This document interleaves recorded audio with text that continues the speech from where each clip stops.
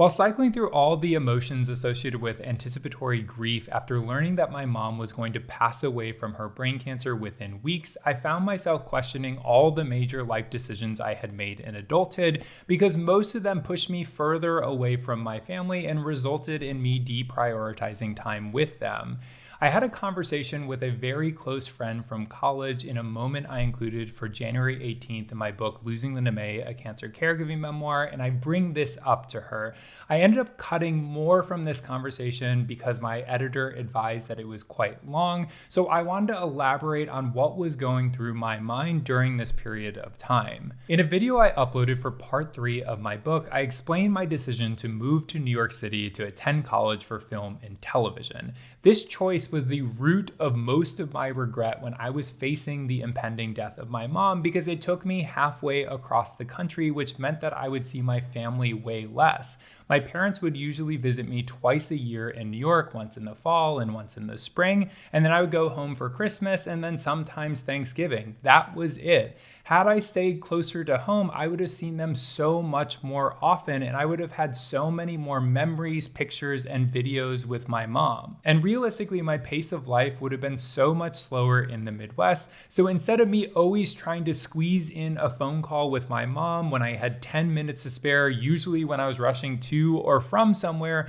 I could have actually meaningfully engaged with her and listened to everything that was happening in her life. Because if I'm being honest, I often tuned out the tidbits that were happening in Kansas because I was always distracted by my surroundings. There was no question that I was going to stay in New York City after graduating from college. At that point, it was very much my home. And also I wanted to be an artist, specifically a writer, and I had an apartment that was paid for by my parents, so I didn't have to worry about astronomical rent, which would force me into a traditional career. So of course I decided to stay there, and plus the literary industry was there, so it made sense for me to just hunker down and try to get published. But committing to pursuing a career as an artist had its own implications, because instead of just starting a regular corporate job and moving up the ladder, I was working a menial desk job just to pay the few bills that I had so I could focus all my energy on my work, my writing.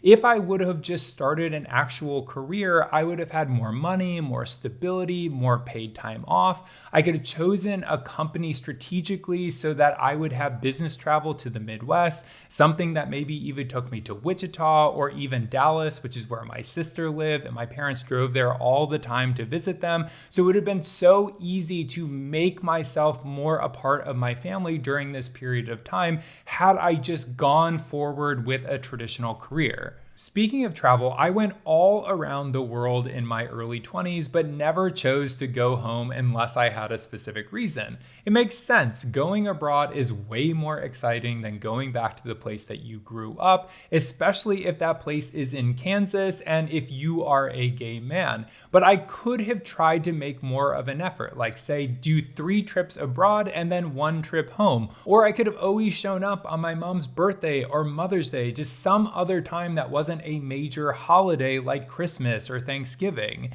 And going to my earlier point though about business travel and paid time off, there is no world in which that wouldn't have just fueled my international travel fever. Because the thing is, just because I could have made all or any of these changes in my life doesn't mean I would have seen my mom more. There are people who live down the street from their parents and hardly see them. The reason why I always pursued my dreams and aspirations and desires over prioritizing time with my family is that I took them for granted. I thought they were a permanent fixture in my life. If you would have told me when I was 18 years old that I would lose my mom 9 years later and my brother 14 years later, I wouldn't have believed you. I would have thought it was an impossibility. And I actually started seeing psychics and mediums when I was 21 years old, so I seemingly had ample opportunities to learn about the impending misfortune I would have in my life and make some of these changes, but none of them predicted that part of my future correctly. Going back to January 2016, all that what if thinking that I was doing was ultimately very pointless and unproductive because I didn't have a time machine. I couldn't go back and change my major life decisions.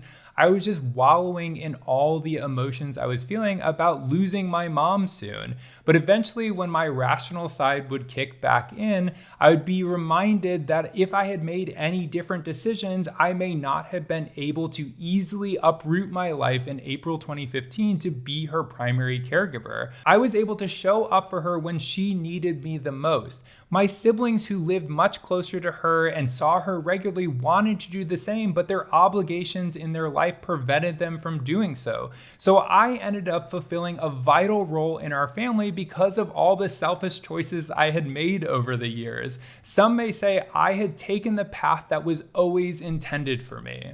In the next video I'll be releasing on January 20th, I'll be talking about missed opportunities for closure. So hit subscribe, leave any questions in the comments. The link to my book, Losing Linda May, A Cancer Caregiving Memoir, is in the description, and I will see you all on the 20th.